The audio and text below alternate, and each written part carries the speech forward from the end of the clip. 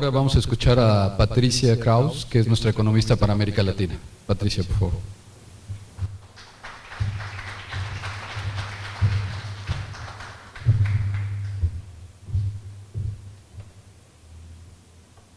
Hi, good morning. So now we are going to focus on Latin American region. From the last meeting, from last year to this one, we don't see big improvement in terms of risk in the region. We see that commodity prices continue to undermine growth in the region. It is true that since the beginning of this year, we have seen some improvement in commodity prices, but it doesn't mean that we are now going to see a strong improvement in prices. We don't expect a rebound in prices. It's not from the one decade, the performance of the last decades, yes. Mainly because China, we know that's not going to rebound as well. So the countries continue to get adjusted to this new reality. We see adjustment in their budget because of lower tax coming from commodities. This means lower investment as well, unfortunately. And then in the end, this also impacts negatively over activity. But we saw some relief also from abroad in the last months.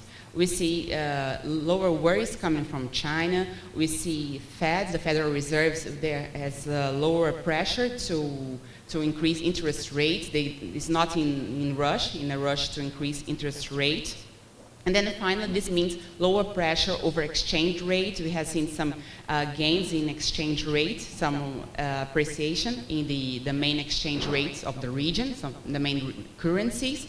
This means lower pressure over inflation, and finally, lower pressure over interest rate, because since the second semester of the last year, we saw some tightening monetary cycle in the region because of inflation, which was worrying a lot in the last year. So just to remember the dependence on commodity in the region, here in the first chart we see the evolution. This means the representativeness of primary goods, the commodities to export, how it has behaved in the last decade. We see that Chile and Peru are the main dependent on commodities. But we also see that this dependence has increased in Colombia. We have seen dismantling manufacturing industry in Colombia.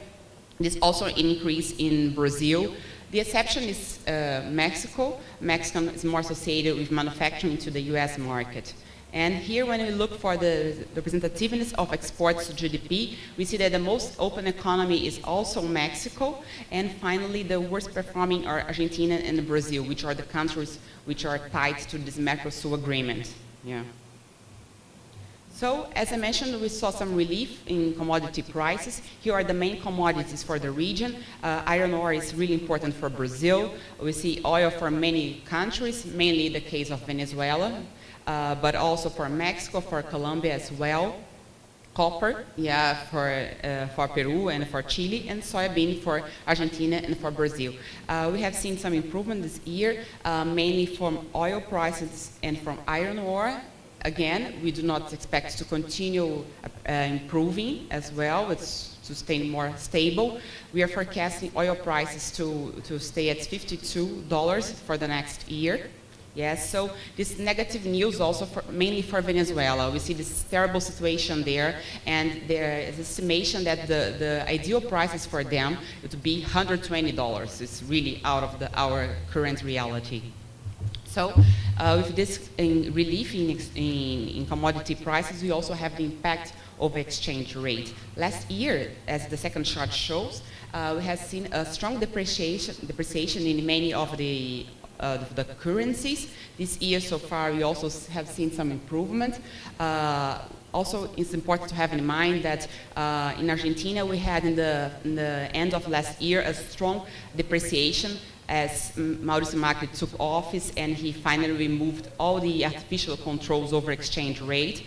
But now we see that exchange rate has been appreciating because of this confidence, increasing confidence, because of higher exports of soya, thanks to the removal of export barriers, or as they solve the case of the holdout issue, and then finally regional government has access to the international financial market.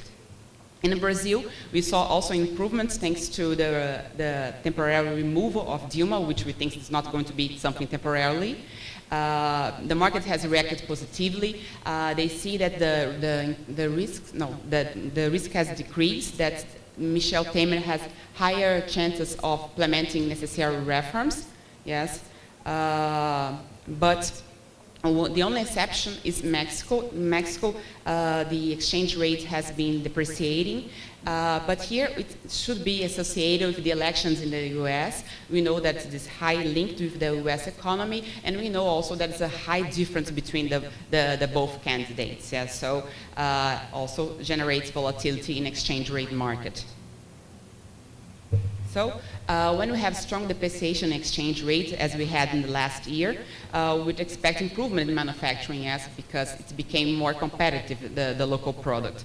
But again, when we look for the manufacturing figures in the main economies, you don't see bright spots, you don't see big improvements so far.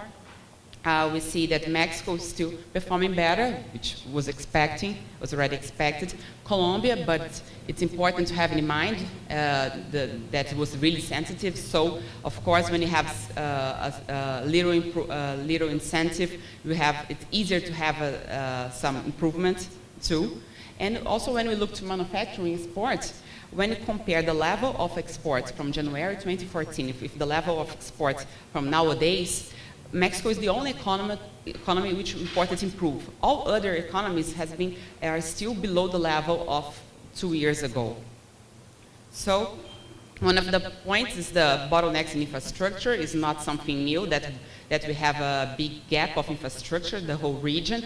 But here is just to put this in figures. This is the quality of infrastructure index of the World Economic Index. And we compare with a difference of 10 years. Yes, we see that there was no big improvement. The only country which we can say that reports some improvement was Peru, but it's still a weak position. The best performers are Chile and Mexico. As we consider a sample of 140 countries, you see that 70 would be the average. Yes, so they are also the only countries that are above the average. Another point which turns sensitive the manufacturing industry is also it's important to have in mind the ease of doing business. So here we look for the doing business index from the World Bank. Yes, we see again Mexico and Chile are the best positioned one, and Brazil and Argentina are the worst performing. And here we break down through the subcategories. Here we see that in red are the worst performers from each category and the best performers in green. So we see again that Brazil is the worst performer in starting a business, in registering property. This is associated with the high bureaucracy, local bureaucracy, in paying taxes because of the high tax burden in the country. Yes, so this is something that really needs to be directed into to show improvements. So, as I mentioned, now we have some kind of relief in inflation, but doesn't mean that inflation now is controlled. We see that the only country which we are not worried about inflation is in Mexico, which is 2.6%. It's okay. We see that the most important case is in Argentina, but this was already expected, as the Mauricio Macri has been removing all the subsidies of the previous government. This was necessary, yes. Next year we expect it to go down. Yeah. In Brazil, it's still close to 10%, should go down in the upcoming months thanks to the recession in the country.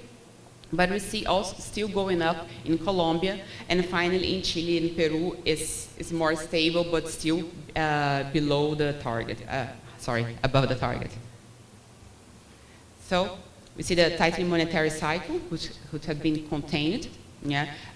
Argentina now finally started to reduce interest rates. We have on the opposite direction Colombia, which continues to increase interest rate. In Brazil, has been stable for a while. We expect to start to reduce rates in the second semester of this year. Yeah. But the other countries are stable. Yeah. So when we look for the foreign direct investments in the region, these are recent figures which were released from the Economic Commission for Latin America. We see that has been losing ground in the region, contracted by 9.1% in the region last year. This is in the opposite direction of the global foreign direct investment. Last year, it increased in global level, increased by 36%, while decreased by 9.1% here.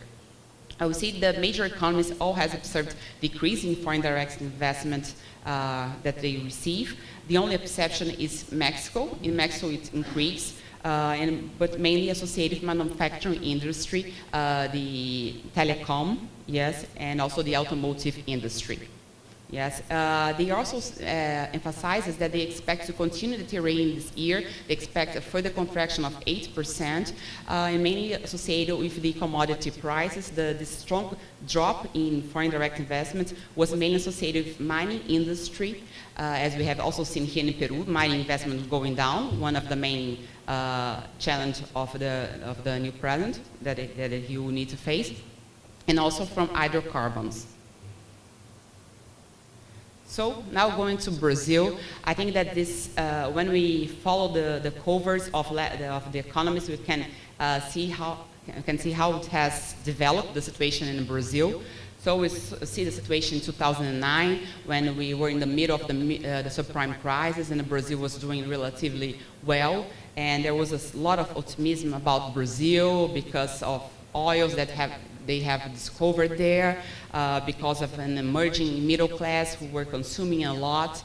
And then 4 years later, they came back with the crisis of Redeemer now, asking if they were blowing it. And then as we see the other covers, they really saw that the situation was really going down. So I think that this chart shows what's happening in Brazil. Here we have the industrial production, and household consumption. We see this big gap which increased in the previous year, and we cannot have such a gap between industrial production and consumption for a long period. We saw that consumption increased in a much higher pace than industrial production. This means that the industry was not investing, and why? The reason we already mentioned, these factors which turns difficult to invest in the country, which has enabled investments. Yes, but of course, when we have such a kind of scenario, you also have some side effects. This generates imbalance over for the macroeconomy.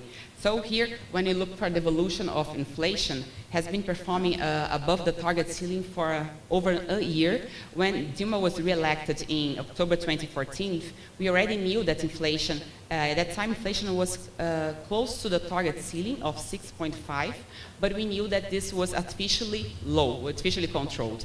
After she took office, she let the prices, the fixed prices increase. At that time, oil prices as well as energy tariffs, they were artificially low, so that's why inflation picked up very fast. This has also generated imbalance over current accounts. Of course, when we increasing import, it was easier, it was cheaper to import than to produce locally. So that's why it also increased. Now this year we expect some improvements in current account deficit as the country is in recession. Imports are decreasing very fast. This is bad news for the region, but mainly to Argentina. It's very dependent on Brazil for trade. And finally, the performance of the gross debt. When Dilma was elected for the first time in 2010, gross debt was around 52%. Now we're expecting to end the year in 74%.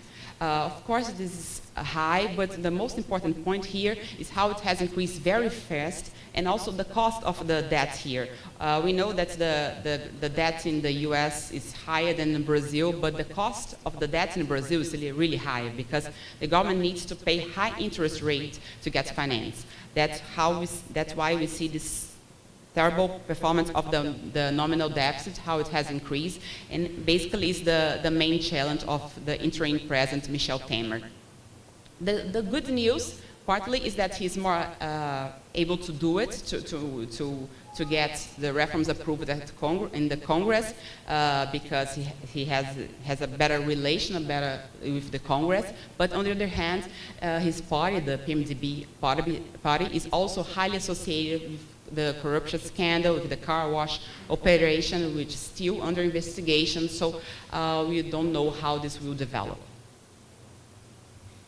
So here we see the behavior of unemployment in the country, how it has increased very fast in the last year. Now it's currently 11.2%. 1.8 million jobs was destroyed in the last year. But when we break down to the categories, we see that the main impact was the construction one, which was already expected, not only because of the effects of recession, but also because of the effect of the car wash operation, which revealed many construction groups involved with the scandal. So, with this kind of scenario of employment going up, high inflation, high interest rates, people are definitely not willing to consume. So when we look for our retail sales figures, we see that has been contracting for 13 months in a row. Yeah, and finally, this impact in Chapter 11 cases. Chapter 11 has increased very fast in Brazil in recent years. In the second chart, we show the evolution in the last years, just to show how it has increased since the last year. Now we show the number of Chapter 11 requests accumulated along the year. As just to give an example, yesterday the news give a fresh example. Unfortunately, we saw a big telecommunication group, Oi, which request for Chapter 11 protection. Was the biggest case in Brazil, involves around 20 billion US dollars. Yeah, and the problem is that it's important, of course, to protect company, to try to avoid bankruptcy, but legislation is also very benevolent in Brazil. A company can stay over 8 years under Chapter 11 protection and can get a long grace period, around 2 or 3 years to start paying, and also with a big discount. So we see many companies getting to Chapter 11, or many law offices offering their service. Of course, when we have crisis, also always someone who's gaining money too.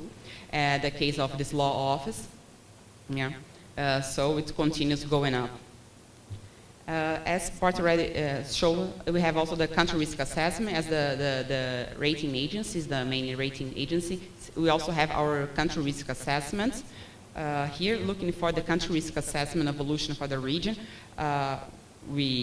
Bart already mentioned the case of Brazil, but we see that the best grade belongs to Chile, which is A3, was A2 until the previous year, but we also downgraded the rating, yes, because we see that it has been growing around 2%, and we don't see improvements so far in terms of GDP growth there. We have the case of Ecuador as well, that now was also downgraded as a C, yeah, because of oil prices, but also they have a dollarized economy there, so they don't have this improvement in terms of competitiveness because of devaluation, that they cannot devaluate because they are dollarized. So, and finally, there was this sensitive negative news coming from there. Now the earthquake, which would be very negative in terms of GDP growth and something really bad. So here we present our GDP growth forecast for Latin American region. We expect to continue in recession. Of course, we need to take into account that Brazil has a big weight because it's based on a weighted average. Yes, we're expecting a contraction of 0.5, and then suddenly to rebound the next year, but also 1.2% of increase. So in Argentina, we will end this year in recession. We know because of the adjustment that Macri has been doing in the economy, but then the next year we expect improvements, increasing 1.5%.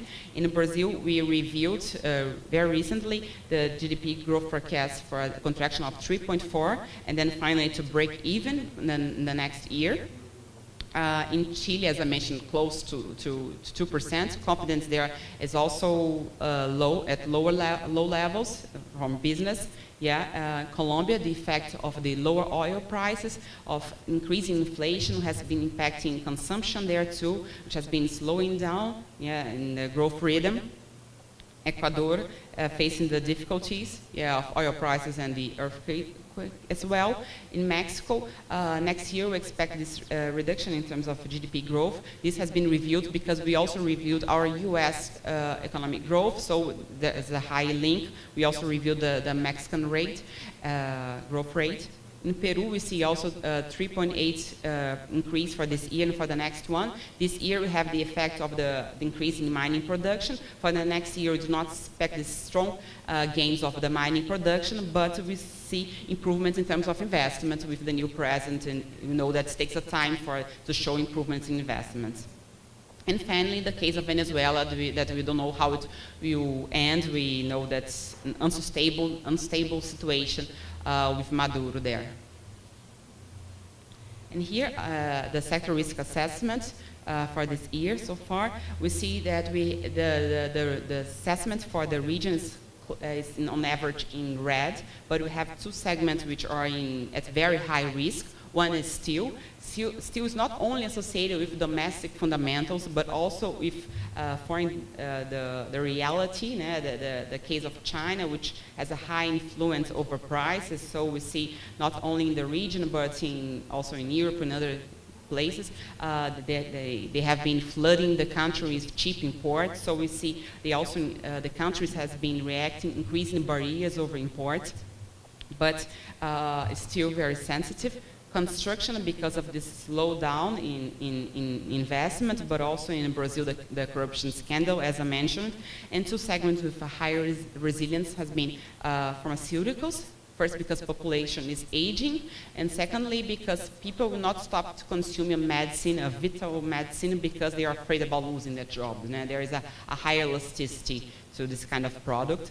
And electronics, because we have sub-segments that outperforms, like tablets or smartphones.